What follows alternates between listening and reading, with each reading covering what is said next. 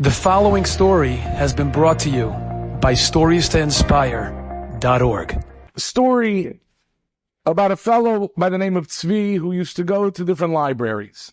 And he would look around and find rare manuscripts and work them over, and he would spend days in the library. And one day, he's finishing his sandwich in the library, and he's benching just loud enough, and a young librarian sitting nearby, she was not religious, but she was surprised.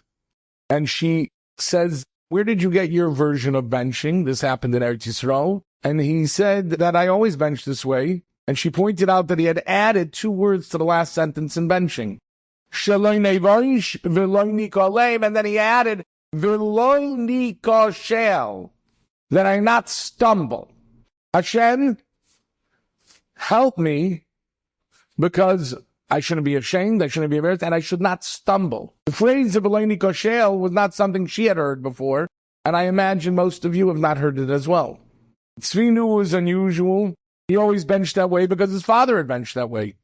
And he told her, I will find the source for this unusual wording in benching.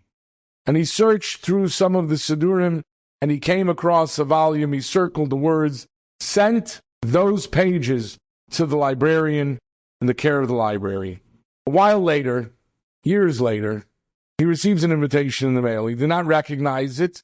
He asked family members if they knew who it was. Nobody knew. And he was about to throw the invitation away, but he figured, listen, the wedding's near his home. He might as well go to the chasana. He goes to the chasana. He comes over to the chasana and the father. He goes over to the mechutin. He doesn't recognize any of them. Somebody taps him on the shoulder and says, are you Tzvi so-and-so? He says, yeah. He says, the Kala would like to speak to you. Well, you can anticipate what really happened. So he walked over to the Kala. He did not recognize her until she introduced herself as the girl who was the librarian.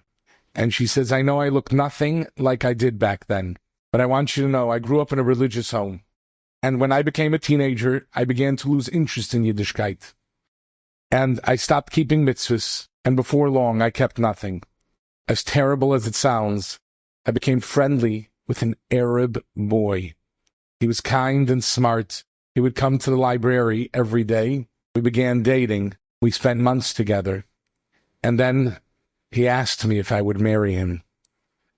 It didn't sit well with me, even though I was not religious. I told him I need to think about it. But he said, listen, we'll go to America. You won't be as uncomfortable with living with an Arab. And he told me that he had to know by a certain day so they could move to America together and get married. The day I was supposed to give an answer is the day that I met you in the library. And a few days later, you sent me the loini koshel, that I not stumble. At that moment, I realized what I had done. I realized how terrible it was that I had left the fold, and you saved my future. The loini koshel.